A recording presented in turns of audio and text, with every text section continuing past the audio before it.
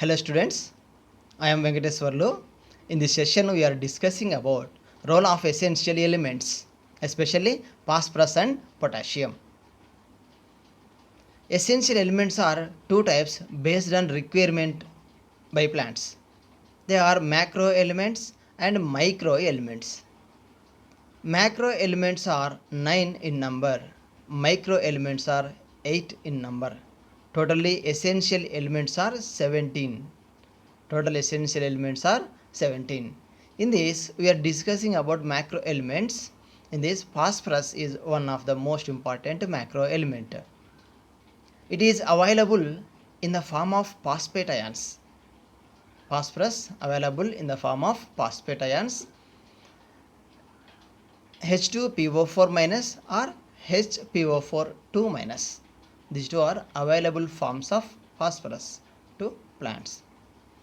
Phosphorus is main constituent of cell membranes, proteins, nucleic acids and also nucleotides. It is main constituents of cell membranes. So cell membranes are made up of lipids and proteins and also some carbohydrates also present. So majorly lipids and proteins are present, so it require phosphorus. And also it is present in proteins, nucleic acids.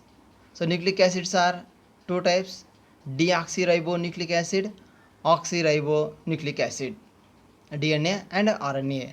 These two nucleic acids are made up of polynucleotides and it contains phosphodiester bonds.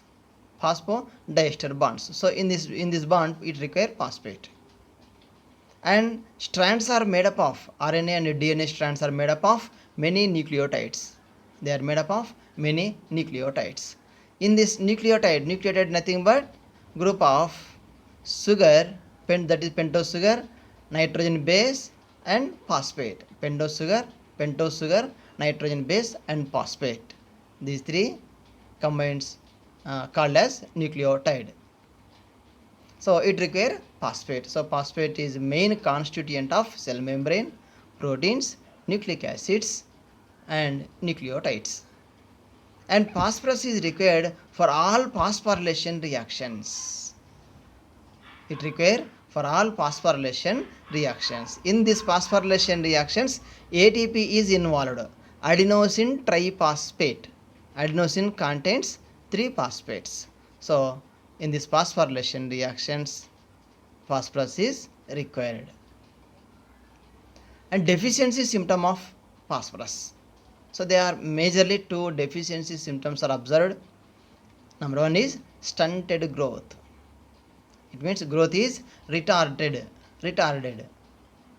in the absence of phosphorus or low concentration of phosphorus.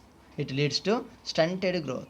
So in the absence of or in low concentration of phosphorus, it is regulated DNA and RNA synthesis. DNA RNA synthesis. When there is no phosphorus, there is no formation of nucleotides and phosphodiester bonds. Then there is no where there is no DNA and RNA, there is no formation of new cells. And also another important deficiency symptom is there about phosphorus. It leads to dull green leaves. Dull green leaves. It means light green leaves. These two are deficiency symptoms of phosphorus. And second one is potassium. It is absorbed as K plus ions. It required more in the meristematic tissues, buds, leaves and root tips. So growing plant parts require more potassium. Like growing meristematic tissue means buds, leaves or root tips. These organs are contains meristematic tissues. So in this tissue potassium is present. It require more potassium. And also it helps to maintain anion cation balances in cells. Anion cation balance in cells. In our previous video, we are already discussed about opening and closing stomata. Opening and closing of stomata. That is a theory is there, that is K plus pump theory proposed by Levitt. K plus pump theory proposed by Levitt. So in that K plus ion, it balances, it promotes opening or closing of stomata. Opening or closing of stomata. So K plus involved in opening and closing of stomata, and also it maintains anion cation balances.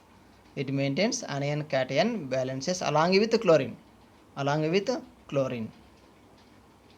And K plus, it involved in protein synthesis, opening and closing of stomata, activation of some enzymes, and the maintenance of the turgidity of cells.